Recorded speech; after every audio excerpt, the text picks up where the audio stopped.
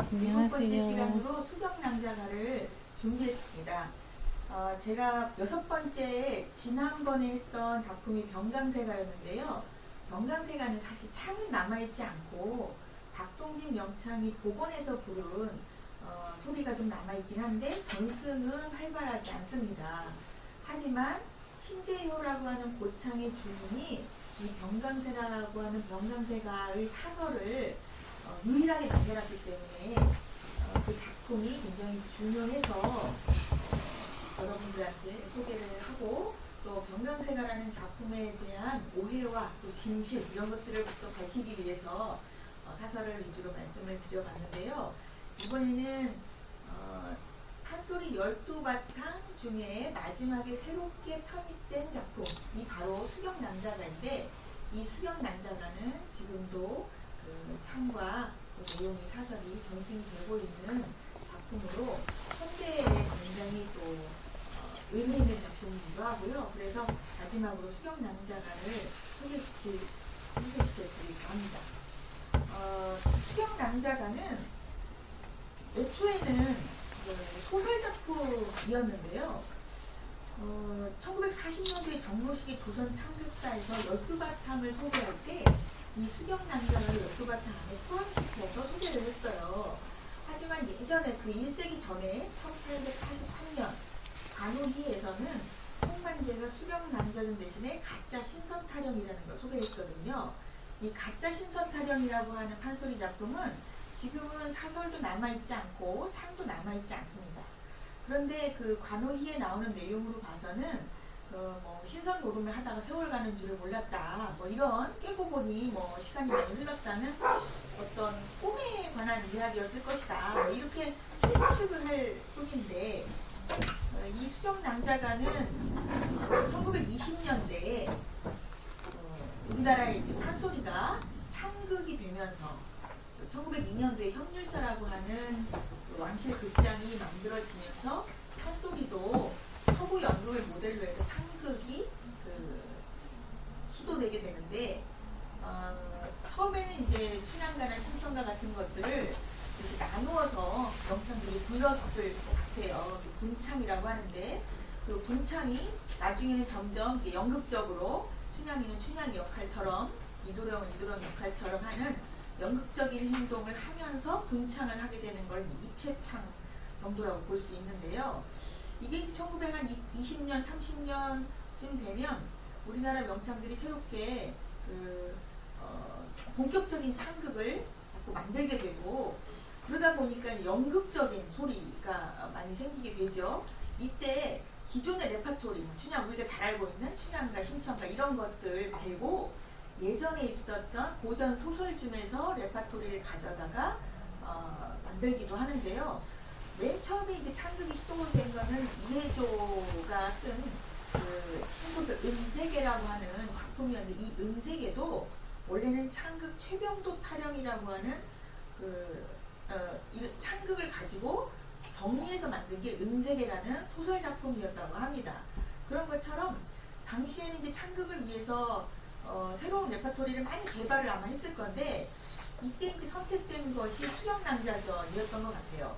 이 수경남자전은 말 그대로 이 수경이라고 하는 한 여성 주인공을 중심으로 사랑에 대한 이야기와 또 결혼 후에 또 시부모와의 갈등 얘기 이런 것들 주조로 하고 있어요. 근데 이게 약간 우리 판소리를 보면 대개는 힘없고 미천한 자가 나중에 이제 성공을 하거나 성취를 해서 정렬군이 되거나 왕이 되거나 복을 받거나 아니면 의리를 이루거나 돈을 많이 이제 흥부 같은 경우 부자가 되거나 이런 마지막 결말이 행복한 결말로 이루어져 있는데 이 수경남자전 같은 경우는 사실은 굉장히 비극적인 내용이 후반부에 잔뜩 담겨 있어요. 그래서 당시로서는 어떻게 보면 일제 강점기였기 때문에 좀 이런 비극적인 내용을 중심으로 또 여성 순환을 중심으로 그 시대상을 노래한 것이 아닌가 이렇게 선택된 작품이다 이렇게 볼 수 있습니다. 근데 이 작품은 애초에 창극을 만들 때 정정렬이라고 하는 명창이 짰다, 작창을 했다 이렇게 알려져 있고 워낙 이제 원래 있었던 수경남자전이라고 하는 고전 소설이 유행을 했고 그걸 바탕으로 짰기 때문에 판소리로 불렀어도 그냥 수경남자전 이렇게 불렀어요. 당시에는 이제 춘향전 같은 경우도 창극할 때 그냥 춘향전, 심청전 이렇게 고전 소설 제목처럼 판소리 창극 작품도 그렇게 얘기를 했거든요. 그래서 여튼 처음에는 정정열이 일제강점기 때 소리를 짰는데 조선 창극사에는 전혜종이라고 하는 분이 수경남자전을 불렀다고는 돼 있지만 이 정정열이라는 명창이 그분 소리를 전승해서 배운 것 같지는 않고요. 다시 본인이 새로 짠 작품이다 이렇게 보시는 게 되고 이 정정열이 박록주 명창에게로 전했고 박록주 명창이 박송희 명창에게로 전해서 그 박송희 명창의 제자인 문혜성 명창이나 이런 제자들에게 수경남자전이 전해졌으니까요. 이렇게 따지면 한 4대 정도 흘러온 셈이죠.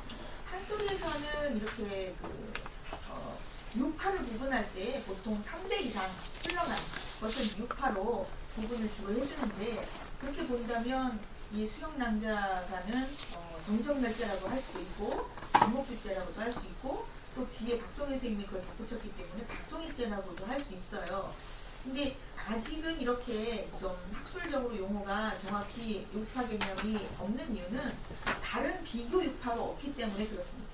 오롯이 이제 정정열, 박록주, 박송희, 문혜성 이렇게 내려왔기 때문에 비교 유파가 없으니 그냥 수경남자간 유파가 하나인 셈이죠. 그래서 이 수경남자전을 작품으로 해서 지금까지 내려왔고 박동진 선생도 한때 이 소설을 바탕으로 본인이 아주 새롭게 작창을 해서 수경남자전을 발표도 했고 공연도 했지만 장대 그분이 한 것밖에는 전승이 안 됐어요. 그래서 박동진의 수경남자전은 다른 실창 판소리처럼 박동진의 그 장대에 한번 불러본 일회성 작품으로 잊혀지고 있습니다. 지금 이제 민혜성 선생이 수경남자가를 특히 본인의 특장으로 잘 가지고 계시고 전승을 하고 있는데요. 아까 정정열 명창이 먼저 이 소설을 작품으로 판소리로 만들었다 했는데 처음에 만들 때는 수경남자가 모함받고 탄식을 하면서 자결하는 대목 또 그 수경남자인 백현진 이 과거 보는 대목 또 이 수경남자가 죽고 나서 그 백현진이라는 사람이 천태산에 가서 노승을 만나고 약을 구하는 대목 이런 대목이 아마 중점적으로 이렇게 짜여졌다고 해요. 그런데 이렇게 되면 이제 서사적으로 처음서부터 끝까지 완결된 줄거리가 좀 빈약하기 때문에 아무래도 이 부분을 박목준 선생님이나 박동희 선생님으로 넘어오면서 조금씩 보완을 했다고 알려져 있습니다. 하지만 이 대목, 그러니까 지금 정정열 명창이 애초에 짰다고 하는 이런 대목들은 고조 소리이기도 하고요. 또 정정열 명창이 워낙 당대 춘향가를 새로 짜서 인기가 많았기 때문에 그 분의 그 명창의 기량을 충분히 볼 수 있는 그런 대목이기도 하고 또 부침새 같은 경우도 또 굉장히 정교하게 만들어놔서 이 수경남자가가 현대 전승되는 신식 판소리임에도 불구하고 굉장히 음악적으로는 굉장히 정교하게 짜임새 있게 잘 짜여진 그런 판소리다 이렇게 평가할 수 있겠습니다. 자, 그러면 수경남자전이 도대체 무슨 내용이냐 이렇게 좀 한번 보실 텐데요. 이 수경남자가 그러니까 지금 우리가 이제 수경남자가라고 하면 뒤에 무슨 가 이렇게 부를 때는 우리는 보통 춘향가, 심청가 뭐 이렇게 부르고 있는데 애초에는 가라는 이름보다는 타령이라는 이름이 먼저 있었던 것 같아요. 그래서 토끼 타령이라든지 박 타령이라든지 이렇게 타령을 많이 붙이다가 이런 노래들이 예술성을 인정받고 좀 더 대중적으로 인기가 많아지고 또 사설이나 음악도 정교하게 다듬어지고 이랬을 때 무슨 가라고 하는 좀 순위가 업그레이드 되는 거죠, 등급이. 그랬을 때 이 수경남자전도 이 소설처럼 전이라고 하는 이름으로 그동안 불렸는데 박송희 선생님 살아 계실 때 제가 선생님 판소리로 이미 이거 부르고 있는데 언제까지 이 판소리를 수경낭자 전이라고 하시겠습니까? 이게 판소리의 하나의 레파토리로 지금 전승이 되고 있으니 수경낭자 가라고 분명하게 이름을 다시 이렇게 선생님께서 정하셔서 앞으로는 수경낭자전이라고 쓰지 말고 수경낭자 가라고 쓰시면 어떨까요? 이렇게 말씀을 드린 적이 있어요. 그랬더니 아 그게 좋겠다 이렇게 말씀을 하시고 그 다음부터는 판소리로 부를 때는 수경낭자 가라고 하는 이름을 분명하게 써주시더라고요. 그래서 저도 분명하게 이제 전과 가를 비교할 수 있게끔 이렇게 만들어 봤는데요. 이 수경낭자 가는 경판, 그러니까 서울 경기 지역에서 목판본으로 판각된 그 대중소설 수경낭자전을 근간으로 해서 이 판소리가 짜여졌다 이렇게 알려져 있습니다. 그 경판본, 그 모본이 되는 경판본의 내용을 좀 먼저 한번 보실까요? 이 보통 우리가 춘향전 할 때는 이제 숙종시대가 주로 배경으로 나오는데요. 여기는 세종시대로 나와요. 세종시절에 경상도 안동 땅, 그러니까 여기는 안동이라고 하는 경상도 땅이 배경이라서 굉장히 특이한데요. 실창, 그러니까 창을 잃어버린 판소리들은 되게 여러 지역의 것들이에요. 지금 남아있는 거는 춘향가는 남원이고 신청가는 황해도 도화동, 황주 도화동 이렇게 되어 있고 그 다음에 흥보가는 경상, 전라, 충청, 삼도, 어루매 이렇게 되어 있지만 지금 거의 남원으로 가져간 거랑 마찬가지고 그 다음에 이제 적벽가는 이제 중국이 배경이고 수군가는 특별히 배경은 안 나와 있지만 서해안에 별주부 마을이 있어요 사실은. 그래서 원래는 서해안 쪽 이 내포 지역에서 저도 수군가가 맨 처음에 탄생이 됐다고 생각을 하는데 그것도 저기 남해, 지금 남해 용왕, 광유왕 이렇게 나오죠. 지금 수군가, 요즘 부르는 수군가 그렇습니다. 근데 옛날에는 그 용왕도 서해 용왕으로 나오는 것도 있고 남해 용왕으로 나온 것도 있고 여러 가지 용왕이 나오는데 여튼 그래서 이게 지역적인 배경이 있는데 지금 사라진 판소리들 중에 이렇게 그 지역적인 배경이 이를테면 병강세가 같은 경우는 저쪽 평안도 월경촌에 살던 옥녀가 있었다라든지 아니면 강릉 매화타령 같은 경우는 강릉 지역이 배경이라든지 또 이렇게 수경남자가는 안동이 배경이라든지 이렇게 지역별로 예전에는 우리나라에서 각 지역마다 전국을 배경으로 이렇게 판소리가 만들어졌을 가능성이 있다. 이런 거를 알려주는 징표일 수도 있어요. 근데 안동이라고 하는 지역이 지금도 그렇지만 굉장히 보수적이고 유교적인 관념이 좀 아직도 많이 있는 데잖아요. 그래서 이 안동에 있었던 양반댁에서 일어난 그 사랑과 갈등을 그리고 있다. 이렇게 생각하시면 되겠습니다. 그 백상군 부부가 자식이 없어서 나중에 이제 기자치성을 들여서 아들을 하나 낳았어요. 그 아들이 이제 성군인데 이 성군이 아주 잘 자랐는데 혼처가 마땅하지 않아요. 근데 어느 날 꿈을 꿨어요. 이 백선군이라고 하는 그 아들이 꿈을 꿨는데 자기가 옛날에 선상에서 죄를 지었는데 이 지상으로 하강을 해서 넌 나중에 선녀였던 그 수경이라고 하는 남자랑 너는 만나서 연을 맺게 될 거다. 이렇게 이제 그 꿈속에서 수경이가 나타나서 그 얘기를 들려주는 거예요. 근데 문제는 이 꿈속에서 이 수경이라고 하는 남자를 본 백성군이 그냥 꿈속에 그 여성을 보고 그냥 한눈에 반해버려서 그 다음부터 상사병에 시달리게 되는 거죠. 그래서 상사병에 시달리니까 다시 꿈에 수경이가 나타나요. 그래서 내가 옥년동이라고 하는 곳에 있는데 그곳으로 그럼 날 찾아와라. 우리가 만나려면 아직도 3년이라는 기한이 남아있다. 이렇게 또 얘기를 해요. 근데 수경을 찾아서 그 백성군이 어찌어찌 어딘가 그 이상한 나라를 갔어요. 이 옥년동이라고 하는 공간이 굉장히 그 환상적인 공간인데 천상도 아니고 지상도 아니고 이 수경이가 자기가 속세로 인간화 되기 전에 약간 보호받는 그런 환상의 공간이 옥년동인데 이곳을 이 속세 인간이 이미 된 백성군이 가서 금기를 깨뜨리고 수경이와 연분을 맺고 혼인을 하는 거죠. 그래서 결국에는 3년의 기간을 못 기다리고 이 백성군과 수경이가 결혼을 하게 됩니다. 자기 집으로 이제 수경이를 데리고 가고 결혼을 하게 돼요. 근데 이제 뒷부분이 좀 이제 굉장히 좀 뭐랄까요, 그 세태를 반영한다고 할까, 그 보수적인 어떤 비판의 시기이다 할까, 여러 가지가 있는데요.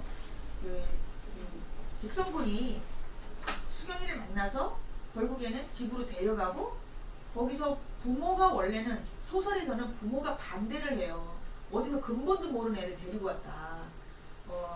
이게 옛날에는 양반끼리 집안의 결혼인데 수경이라고 하는 애가 어디서 온 애인지 어떻게 하느냐, 뭐 꿈속에서 봤다든지 아니면 한눈에 말했다, 이런 얘기 안 통하잖아요.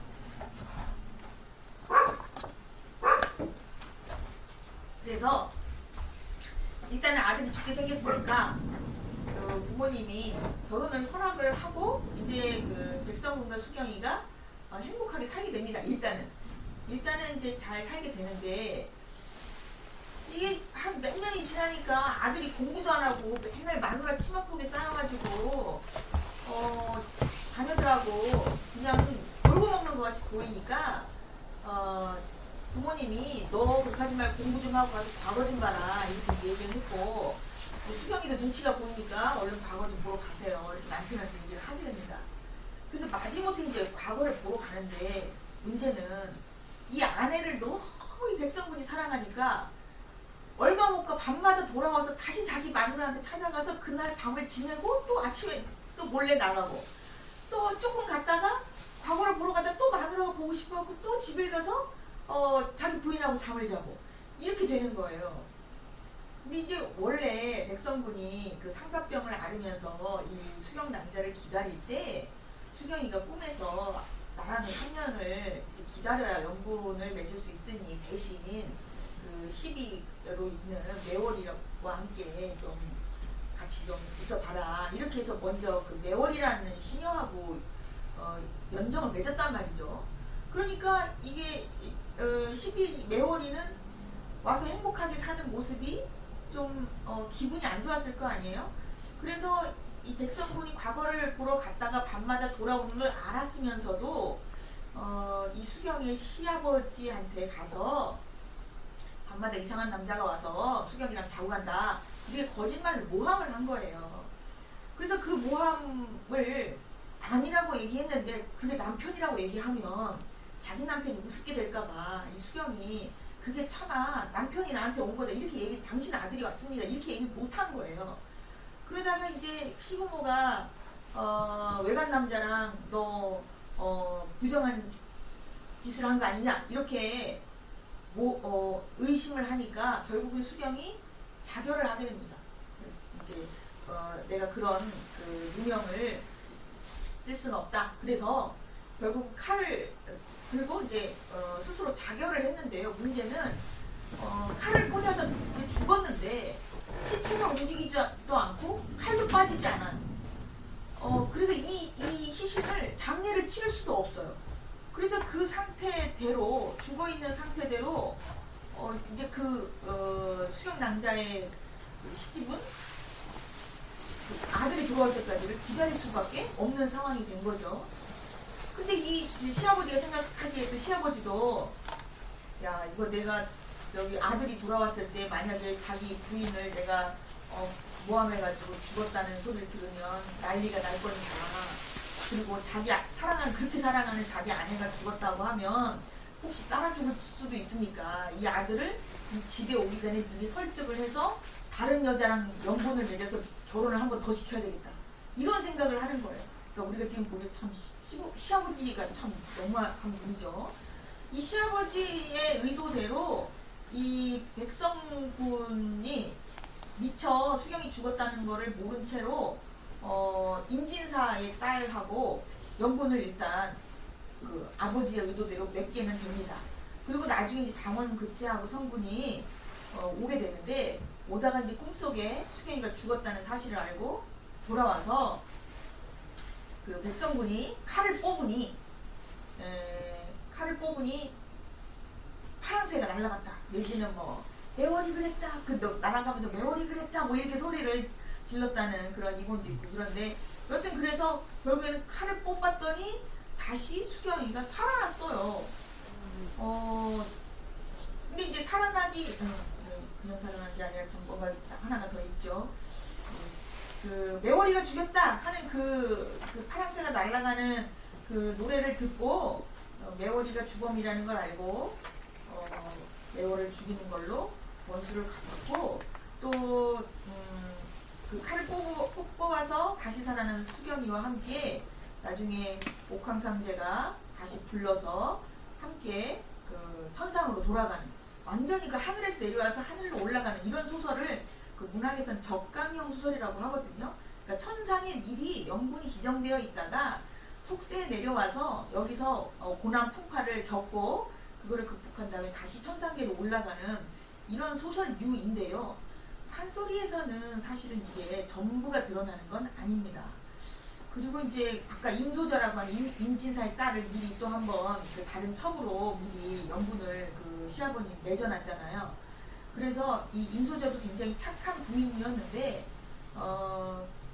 결혼도 못하고 약혼만 한 상태로 그 정절을 지키고 있어서 임소저도 두 번째 부인으로 맞이했고 나중에는 셋이 함께 승천을 했다 이렇게 나오기도 하고 어떤 본은 여기 경판본이지만 어떤 본은 임소저는 놔두고 둘만 승천했다 이런 본도 있고 그래요.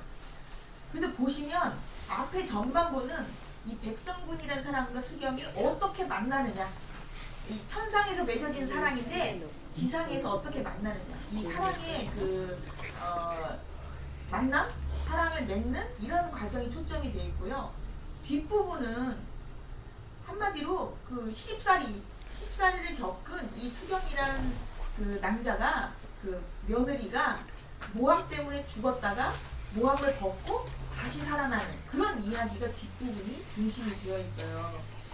그러니까 아마 그 여성들이 듣기에는 아마 이 수경낭자가를 여성 독자나 아니면 여성 그 관객들이 많았을 것 같은데 그 뭐 시집살이에서 느끼는 어떤 억울함이라든가 아니면 시부모와의 어떤 갈등이라든가 아니면 내가 사랑하는 어떤 사람과 만났을 때 그 사랑의 우여곡절이라든가 이런 것들이 수경낭자가의 아주 소설에서는 아주 극진하게 잘 드러나기 때문에 이미 인기 있는 소설이었단 말입니다.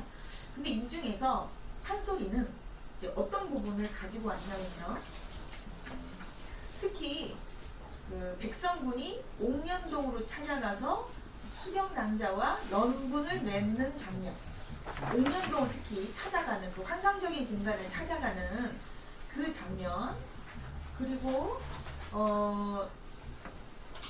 그 아까는 그 시아버지로 나타나는 그 백진사가 원래부터 이 수경낭자를 별로 마땅치 않아 했어요. 그런데 이 판소리에서는 그렇게 시아버지가 원래부터 이 수경낭자를 싫어한 건 아니었고 이제 외간남자가 왔다 갔다 이렇게 모함을 이제 시비가 하니까 그거를 듣고 본인이 가서 밤에 이렇게 지키고 섰다가 그 대신 너가 여기 서 있다가 도망가라 하고 매월이가 시킨 그 돌이라는 남자를 보고 믿게 된 거죠. 아 진짜 외간 남자가 왔다 갔다 하는구나 이렇게 시아버지가 믿게 되면서 수경낭자를 문책하고 죄를 고백하라고 이제 문책을 하게 되는 거죠. 그래서 결국 여기서도 수경이는 이제 자살을 하게 되는데요. 자식들이 남매가 있었어요. 딸 하나 아들 하나가 있었는데 자식들한테 유언을 남겨놓고 수경이가 이제 칼을 스스로 이제 찔러서 자살을 하게 됩니다. 그리고 나중에 역시 여기도 장원급제를 해서 백성군이 돌아오기는 하는데 아까 소설에서는 칼을 뽑으니까 새가 날아가서 뭐 매오리가 시켰네 뭐 이런 말을 알려줬다고 했잖아요. 근데 판소리 수경낭자가에서는 선군이 남편이 돌아와서 낭자가 죽어 있는 것을 보고 낭자를 살리기 위해 약을 구하러 천태산을 찾아가요. 이 장면, 약을 구하러 가는 장면이 굉장히 또 환상적으로 묘사가 잘 되어 있어요. 그래서 아까 처음에 이제 판소리 정정열이 짰을 때 구약하러 가는 거, 천태산에 가서 이 낭자를 살릴 약을 구해오는 장면, 그리고 이제 그 약을 가지고 와서 낭자를 나중에 살리는 것으로 판소리에는 그려져 있죠. 그리고 마지막에는 그 시아버지인 백진사도 크게 기뻐하고 80세까지 잘 살다가 이 낭자하고 남편인 백성군은 구름을 타고 승천했다. 이런 식으로 마무리가 되는 것으로 판소리는 그려집니다. 그러니까 소설에서는 내용이 굉장히 디테일하게 그려져 있지만 판소리에서는 이제 옥년동을 찾아가서 거기서 둘이 처음 만나는 장면, 그리고 상사병을 앓는 장면, 그리고 뒷부분에는 이 자살을 하는 장면과 또 나중에 백성군이 선약을 구해와서 살리는 장면, 이런 장면이 하이라이트로 판소리에 들어갔다. 이렇게 보시면 되겠습니다. 자, 그래서 주제를 우리가 수경낭자가 도대체 무슨 얘기를 하고 있는 거냐? 이렇게 물어본다면 백성군과 수경이라고 하는 사람의 사랑 이야기를 일단 전반부에 다루고 있다. 그리고 이 둘은 부모님이 맺어준 게 아니잖아요. 이미 천상에서 약속되어 있는 사랑이에요. 그리고 꿈속에서 수경이를 받고 그 수경이를 만나기 위해 백성군이 직접 거기가 어딘지도 모르는데 막 환상의 공간을 찾아가는 거예요. 그러니까 굉장히 적극적으로 이 백성군이 수경을 찾아간다고 볼 수 있어요.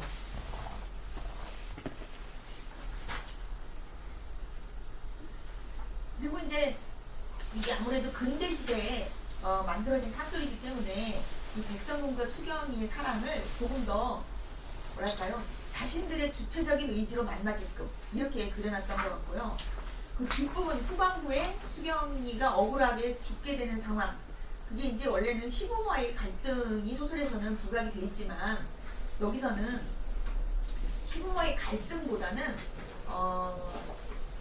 자신한테 그 정절에 대한 어떤 누명, 그러니까 여성이 정절을 지키지 못했다는 것은 그 당시만 해도 이미 죽어야 될 충분한 이유가 되는 거예요. 누군가 누명을 씌웠다 하더라도. 이 당시 근대 20년대의 어떤 신문 기사에 어떤 사건이 있었냐면요. 옛날에도 왜 그 양반댁 교수들은 외출을 하면 잠옷을 이렇게 입었잖아요. 그래가지고 눈만 이렇게 내고 다녔는데 당시에는 극장이 있었기 때문에 이제 외출도 하고 구경도 가고 뭐 그 정도는 했겠습니다만 어떤 양반댁 교수가 지나가던 남자한테 손목을 한번 이렇게 쥐인 거예요. 뭐 예뻤는지 어쨌는지. 그런데 이 아가씨가 가서 내가 뇌관남자의 손목을 쥐었다 하는 이유만으로 자살을 해버린 거예요. 그러니까 그럴 정도로 이거는 그 어떤 그 순결에 대한 강박관념이 이 시대에는 아직도 굉장히 보수적으로 남아있었다. 그래서 이 수경이 이 죽을 수밖에 없는 그런 누명을 씌운 그 사건, 그리고 그 억울함을 풀게 된 그 다음에 백성군의 노력, 이런 것들이 어떻게 보면 당시의 여성들에게는 굉장히 좀 자신의 이야기이면서도 힐링이 되는, 또 여성들의 어떤 그 여러 가지 고통스러운 상황을 좀 대변해주는 이런 얘기였을 수도 있고요. 또 어떤 분은 수경남자가 이제 비극적인 후반부가 있는데 아마도 그건 일제강점기 일제한테 그 당하는 여러 가지 민족적인 서름이 많았기 때문에 이렇게 슬픈 이야기를 들으면서 그런 식민지에 대한 서름을 오히려 이렇게 좀 달랜 것이 아니냐, 이렇게도 해석하시는 분들도 있습니다. 그래서 수경남자가는 특히 비장미가 아주 두드러지는 그런 소설이라고 할 수 있습니다. 자, 지금 여기 요 대목은 그 민혜성 선생님께서 그 뮤직비디오 형식으로 만들어서 유튜브에 올려놓으신 건데요. 이게 우리 그 판소리 뮤직비디오로는 굉장히 그 초창기의 시도였을 뿐만 아니라 그 뭐라고 하죠? 그 영상미가 굉장히 뛰어나요.